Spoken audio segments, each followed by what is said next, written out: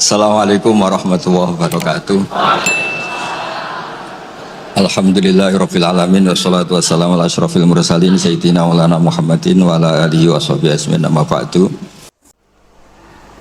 Ini saya baca kitab yang sangat otoritatif, yaitu kitab Sahih Muslim, di mana kita tahu dalam Islam pegangan ahli sunnah wal jamaah, juga pegangan ulama seluruh dunia adalah Al-Kutubus Sittah, kitab 6 diantaranya yang hadis Bukhari Muslim.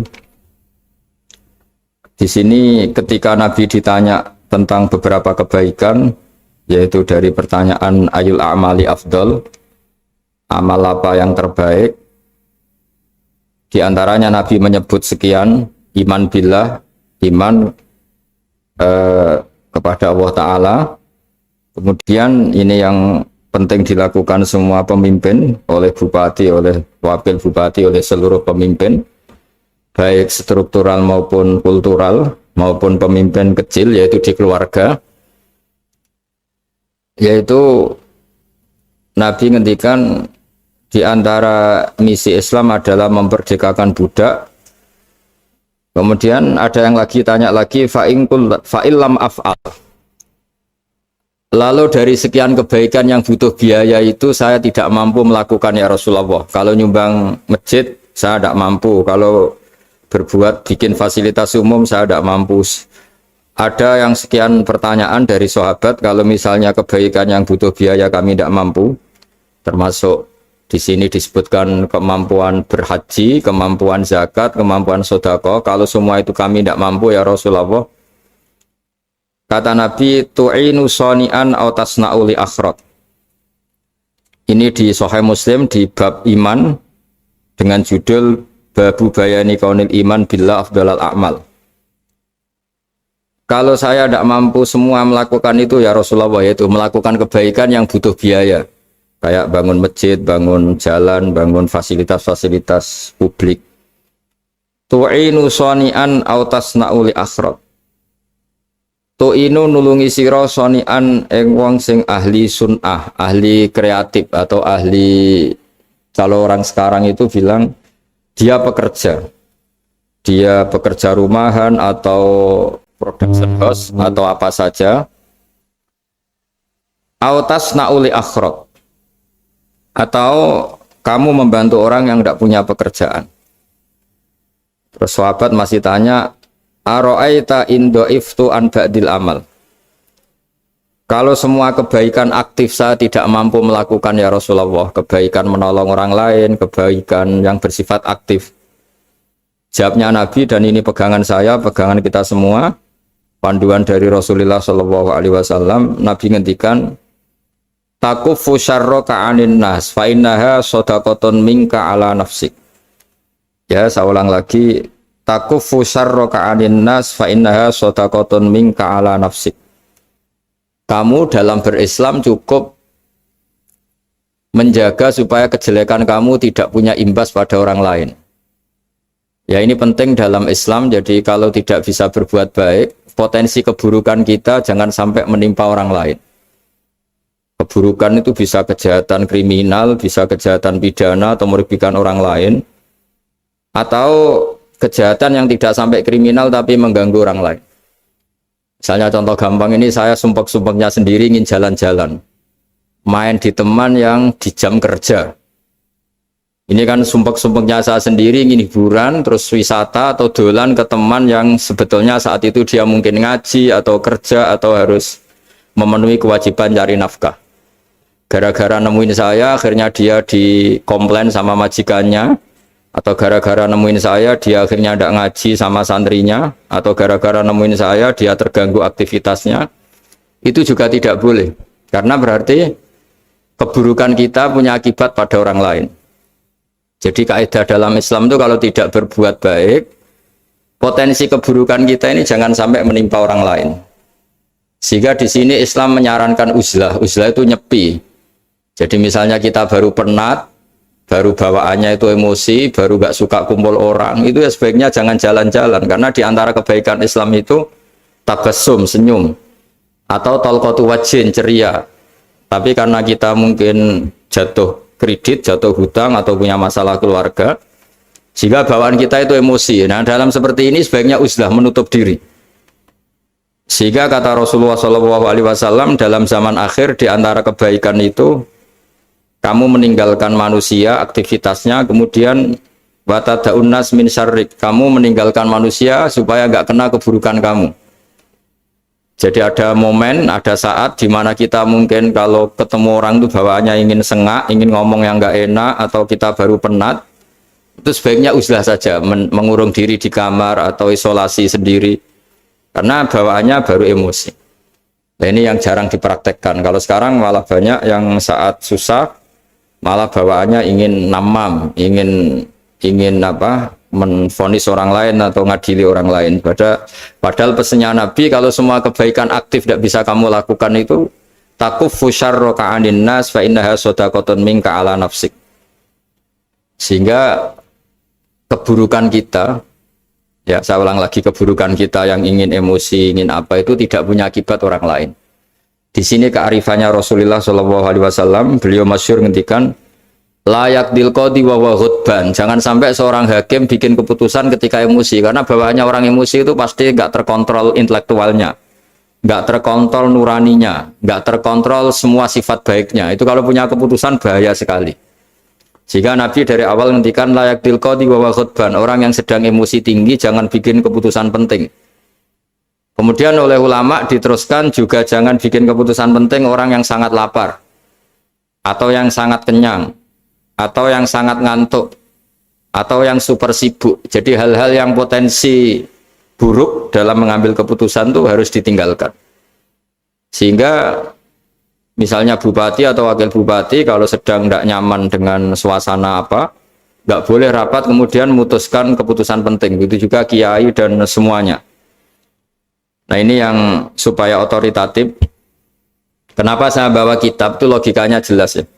Kita sebagai dai, sebagai ustadz, atau sebagai mubalik, atau sebagai siapa saja, yang ingin kita wariskan ke umat Rasulullah adalah dawuh-dawuhnya Nabi.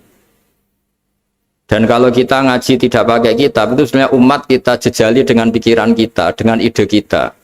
Jangan-jangan ide kita, pikiran kita ini tidak mewarisi pikiran Islam, tapi pikiran kita, atau emosi kita.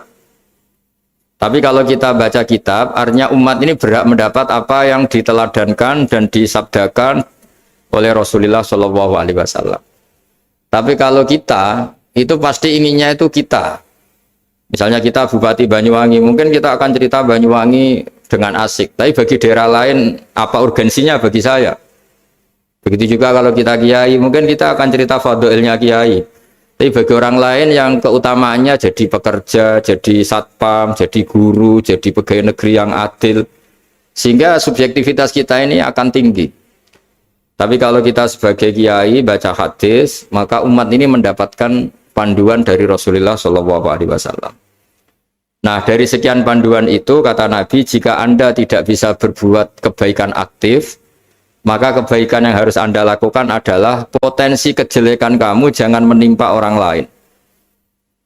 Makanya saya berkali-kali bilang, saya ini termasuk kiai yang jarang main ke alumni. Karena tadi kadang-kadang alumni itu sudah mau kerja di tempat kerjanya atau mau janjian ngantar anaknya sekolah. Gara-gara ada saya, mungkin semua itu dibatalkan. Sehingga silaturahim itu juga harus dimanage supaya tidak mengganggu haknya orang yang kita silaturahimi. Jangan sampai silaturahim jam 9, saatnya orang kerja, kemudian dia dapat peringatan dari pabriknya gara-gara sering didolani kiainya. Itu kan jadi ribet. Atau kiai karena sering didolani terus tidak ngaji, menemetuki tamu terus. Itu kan jadi ribet. Apapun itu, sehingga orang itu harus berpikir perilakunya itu tidak punya akibat la doror wa la diror. Jangan mengganggu dirinya, juga jangan mengganggu orang lain. Ini oleh Nabi disebut takuffu syarraka 'anin nas fa innaha shadaqatun minka 'ala nafsik. Sifat buruk kamu itu harus dijaga supaya tidak menimpa orang lain, dan itu berarti menjadi sedekah kamu atau amal kamu pada diri kamu sendiri. Jadi ini penting dimaklumatkan ke semua kita, bahwa saat kita tidak bisa berbuat baik aktif, misalnya nggak bisa sedekah, nggak bisa menolong orang, setidaknya keburukan kita tidak menimpa orang lain. Nah, termasuk keburukan yang terselubung adalah kita punya pikiran yang menurut kita ini hebat, tapi bagi orang lain mungkin bahaya. Misalnya kita punya pikiran ingin jadi orang kaya raya yang dermawan. Itu artinya kan pikiran baik karena ingin jadi dermawan. Tapi artinya bayangkan orang lain tuh miskin semua butuh derma kamu. Mana mau orang lain kamu bayangkan miskin butuh derma kamu. Orang lain juga bayangkan dirinya kaya gak butuh derma kamu. Itu namanya kebaikan yang subjektif. Kamu ingin jadi kiai yang ngajarin orang banyak, oke itu baik. Tapi kan berarti kamu bayangkan orang lain gak bisa ngaji, terus kamu saja yang bisa ngaji sehingga kamu yang ngajarin. Ya sudahlah, kebaikan itu udah usah muluk-muluk seperti itu. Jadi apa yang ditakdirkan kita jadi bupati ya jadi yang baik, menolong pekerja-pekerja yang baik.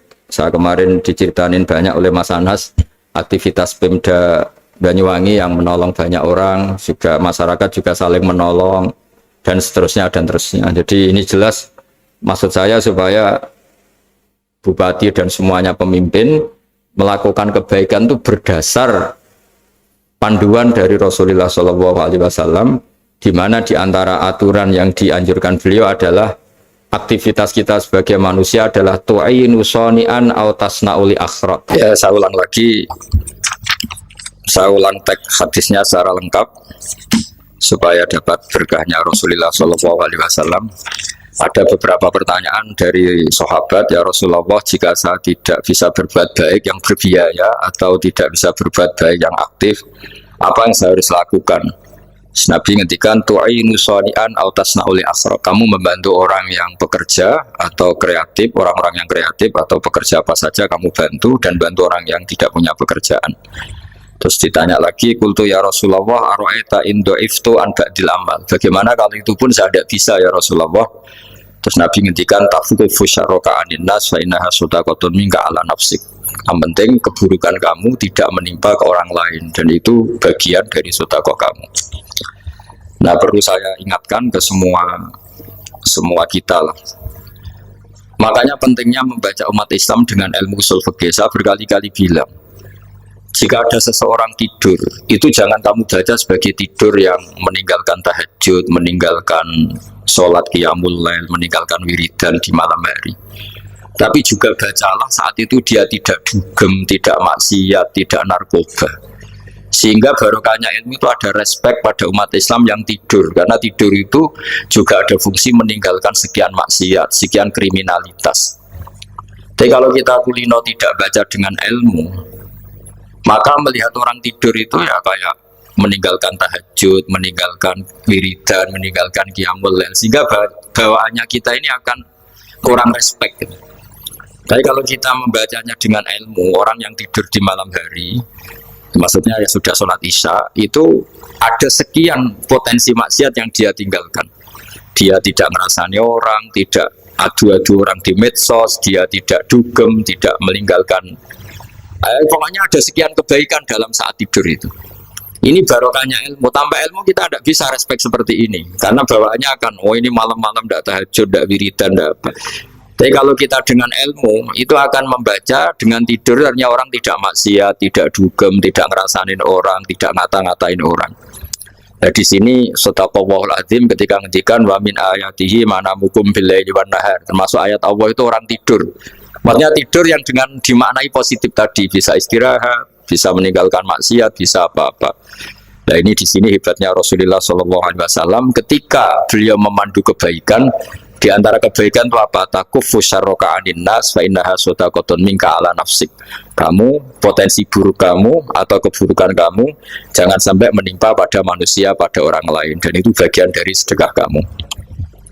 Ya, saya mohon maaf sama Bu Bupati, sama semua Pemda, sama Wakil Bupati, karena saya tidak bisa lama-lama. Saya punya wadifah. Tadi ini pun sudah ngurting ngaji saya, karena saya harus ikut ngaji di sini. Dan mari sama-sama berdoa. Al-Fatihah. Bismillahirrahmanirrahim. Rabbil alamin arrahmanirrahim. Maliki yaumiddin. Shiratal mustaqim. Shiratal ladzina an'amta 'alaihim ghairil maghdubi 'alaihim waladdallin. Bismillahirrahmanirrahim. Nahmaduka ya Ghafur ya Syakur ya Walil Hamid. Wa shalli wa sallim ala sayyidina Maulana Muhammad sallallahu alaihi wasallam asma'in. Allahumma ij'alna aminin mutmainin alladzina la khaufun 'alaihim wa la hum yahzanun. Waj'al mustama'ana hadha ya Allah mustama'an mubarakan ya Allah ya Allah. Allah barik fi mustama'atina wa fi firaqina wa fi uslatina wa fi mu'akhatina. Mu'akhatan fika laka wa fika mu'akhatan ya Allah yuzkaru fiha ismukal azim. Allahumma ya Allah illam akun ya Allah ahlan an ablugha rahmataka ya Allah. Farahmatuka ahlun an tablughana.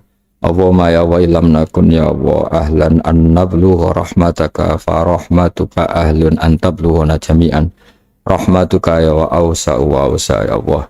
Allahumma ya wa maghfiratuka awsa'u min dhunubina wa rahmatuka arja indana min amalina.